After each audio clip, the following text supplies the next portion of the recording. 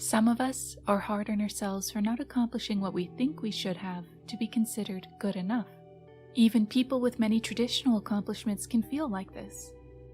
In fact, they might have gained their accomplishments in their struggle to get away from this feeling of inadequacy that has followed them even after reaching their goals. No matter what our background is, or what our resumes or bank accounts look like, I think we can all probably intuit that self-worth, that feeling of good enough, isn't something that we can earn from transactions with the external world. It's something that's both born and extinguished within us. This channel will be dedicated to sharing the ancient wisdom of Stoicism as applied to real-life problems, pains, and goals. While Stoic philosophy is often sold as either a stiff upper lip mentality or a series of strict life hacks for fame and wealth, in these essays, I'll combine the often quoted words of Stoic philosophers like Seneca and Marcus Aurelius with the discoveries of modern psychologists like Dr. Paul Gilbert and Dr. Kristen Neff. My goal is to contextualize these old lessons with current evidence-based practices of self-compassion that have helped me and many others reclaim our energy from needless anxiety and self-criticism. Logically, unless we've been treated particularly cruelly by the world, we might understand that all humans have intrinsic worth that isn't earned. When a baby is born and given to its mother, we don't immediately question whether it's worth its existence. We don't judge whether they're important enough to be fed when they're hungry. And when a child asks for a hug, we don't calculate whether they've performed well enough in school or made enough friends to earn that hug. Yet, somewhere along the road, we learn to ration kindness, respect, and warmth, not only for others, but for ourselves. According to Dr. Paul Gilbert, this feeling of inadequacy and our tendency to deny ourselves self-acceptance or kindness comes from a time in our childhood when we're developing our sense of self.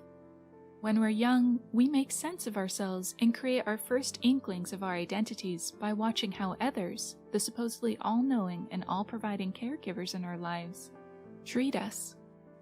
Evolutionarily speaking, this makes sense.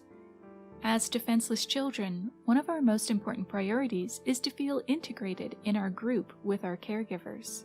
Our sense of safety relies on it.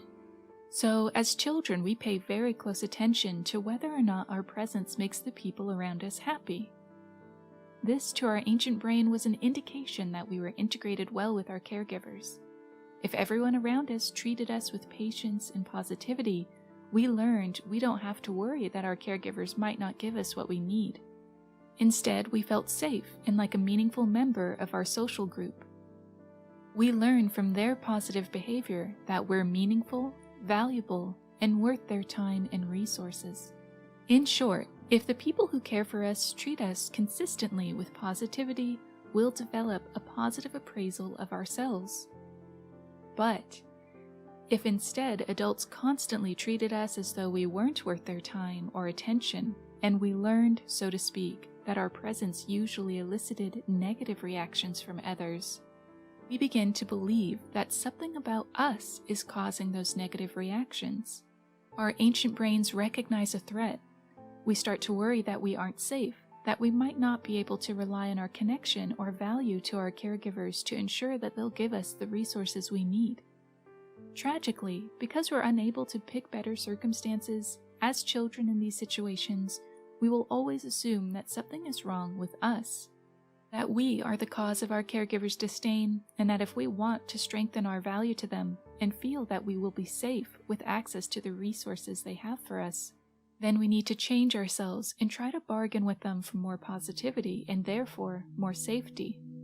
Whether or not this works, we do grow up with a deeply ingrained and sometimes lifelong impression that something about us is inherently wrong or unworthy, and that we need to work extra hard to earn our worth in all of our relationships.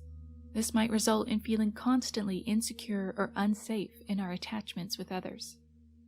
When we're adults, we might eventually understand that nothing was wrong with us, we were children, and that our caregivers were just bad at regulating their emotions. But what is important to know is that in these situations, our brains were trained over years and years of repetition to continue to make immediate and automatic assumptions about our lack of worth, and to develop a sense of alienation. What compounds this further is that we tend to adopt the emotional regulation techniques we saw from our caregivers. Even when they're out of our lives, our brains carry the lessons that we learned from them. If they treated us positively, unconditionally, then we will most likely learn to treat ourselves positively without conditions. If we were treated with disdain or neglect, we'll treat ourselves with disdain or neglect. We recreate patterns from our childhood when our brains and sense of self were developing. I'd also like to propose that although these patterns might typically be laid out in childhood, we could have developed these patterns of thinking and self-relating even later in life, depending on our circumstances and relationships. So, the good news is that the brain is elastic, and while we might have learned these unhelpful thought habits, we can replace them by learning helpful habits. It just takes lots of practice, patience, and perseverance. Luckily, these are skills that the Stoics can help us with. Take a moment and consider that feeling of not being good enough. Sometimes it's a paralyzing feeling. Other times it's highly motivating. When, in your mind, you look for a solution to that feeling, a way to stop those thoughts, what do you think will help you? Many people will flinch and say that having a high-status job with lots of money and a well-known reputation would make those feelings go away. This is a very normal reaction, especially in highly individualistic and meritocratic societies. External status symbols are a common target to create self-esteem because we're taught from a young age, unhelpfully, that those who have these things are better than those who don't. So we've grown up, and now it's no longer acceptable or safe to request kindness, respect, or warmth directly from others or even ourselves. The idea of asking for these things can make us cringe. Instead, we learned that we should try to earn those compassionate feelings from others by creating wealth or reputation for ourselves. In adulthood, these status symbols have become the currency for our emotional safety. If we have the right job, the perfect car, the perfect body, the right investment portfolio, the most lucrative relationships, or the largest number of followers, then finally, we might assume that others will need to respect us. They'll want to be kind to us. They'll accept us with the warmth that we were deprived of. However, once we are on this treadmill of needing to earn compassion from others or ourselves through outward accomplishments, we're investing in an uncertain and unsafe source of self-worth. We'll always need to be working harder and harder to stay above water. So it's no wonder that some of the most ambitious and productive people we know might be fueled so tirelessly by these feelings of deprivation and lack of emotional safety. This uncertainty and insecurity comes from the fact that all of these status symbols, jobs, money, and reputation are external factors that are ultimately outside of our control. This is where Stoicism can help us. The Stoics dedicated themselves to understanding how to distinguish between what is outside of our control and what is in our control.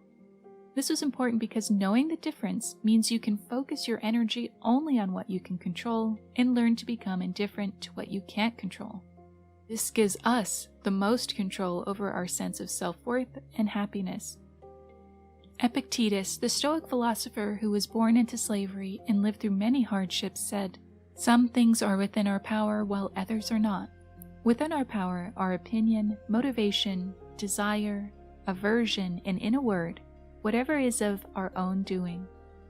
Not within our power are our body, our property, reputation, office, and in a word, whatever is not of our own doing." In short, we can only control our opinions and thoughts. Even though we can work towards wealth and fame or physical fitness, we can never completely 100% control any of these. Money can be lost, fame can dwindle, and our bodies, no matter how well we take care of them, can fall ill. The Stoics believe that attaching our happiness to anything that we don't completely control was not only illogical, but a recipe for self-endangerment. Who would volunteer to tie themselves and the quality of their life to external things that they can't control? This would result in a life of turbulence instead of security. and a life of unnecessary suffering instead of inner peace. So if we try to solve our not good enough feelings through ambition and attach our sense of self-worth to status symbols, what will happen when chance or tragedy takes those external things away? We'll lose access to that sense of happiness or self-worth. The Stoics believed we need to adjust our understanding of where self-worth truly comes from. No matter how sweet the siren song of money and fame is, while we can still prefer those things and work towards them in moderation, we can't make them a prerequisite for our happiness. That way, if we never get or maintain those riches and good reputation, we can remain unbothered and resilient. As Epictetus said, make the best use of what is in your power and take the rest as it happens. So, if we can't rely on earning our self-worth through external goods, what do we focus on? Since the Stoics understood that the only thing we can control or change is ourselves, they dedicated themselves to self-knowledge and self-improvement. They knew that being rich, famous, or attractive didn't make you a good person. Being a good person made you a good person. Although many would argue that money, reputation, and good health are good things, to the Stoics the only true good was good character. The Stoics prized personal virtue over everything else. They believed that as long as we were consistently and honestly aiming our rational minds to improve ourselves and society, that we were good enough. With this understanding, we can replace our unhelpful metrics of success. In this Stoic perspective, we know that we always have the choice to see that our goodness shouldn't be tied to external accomplishments, but should be dictated by the strength of our character, which is ours alone to mold and transform. Talking about these things is all well and good, but my goal is to provide you with practical exercises that can help you. Some of these are thousands of years old and others just a few decades old. Try to see which one suits you and your needs. Number 1. Practice compassion for your younger self. Part of unlocking these old habits is to direct our focus to the pain that inspired them. Spend a little time remembering your younger self. Empathize with them. Imagine what you would have said to them to try to help them get through those difficult times. Comparing yourself to others. If you have trouble comparing yourself to others, instead of comparing yourself to everyone or anyone, spend time finding only 1 or 2 role models to compare yourself to. Most importantly, choose your role model not based on their accomplishments or how much you want a life like theirs, but on aspects of their character that inspire you to grow as a person. Recognize when you're using self-criticism. Recognize where you learned it from. Studies have found that self-reassurance greatly buffers us from the depressive symptoms caused by self-criticism, but this can be very difficult. Self-reassurance doesn't come to many of us naturally, and in fact, it can feel kind of weird. Try at first to think of some simple phrases and to focus and meditate on them.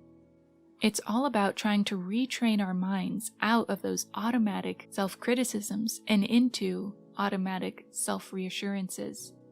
If you feel badly for not reaching a goal, remind yourself of what is in your control. Make a list of what you absolutely 100% have control over, and you'll find that really it just comes down to being able to control your efforts and your reactions to outcomes and events. Conclusion. On our journeys to training our minds to remember that we're inherently worthy, try to avoid condemning yourself for having these negative feelings or thought habits to begin with. Keep in mind that our anxieties are ancient coping mechanisms hardwired into our brains by millennia of evolution, and were only activated and habitualized in us as defense mechanisms because we were at some point trapped in unfortunate circumstances. Practice kindness and sympathy for yourself and the difficulties you've faced getting to this point. And take courage from the fact that you, like Epictetus, Seneca, and Zeno, all of whom faced many tragedies and uncertainties, can retrain your mind towards flourishing and self-improvement. Thank you for watching. If you'd like to hear more about the intersection of Stoicism and modern positive psychology, please go ahead and subscribe. Thank you.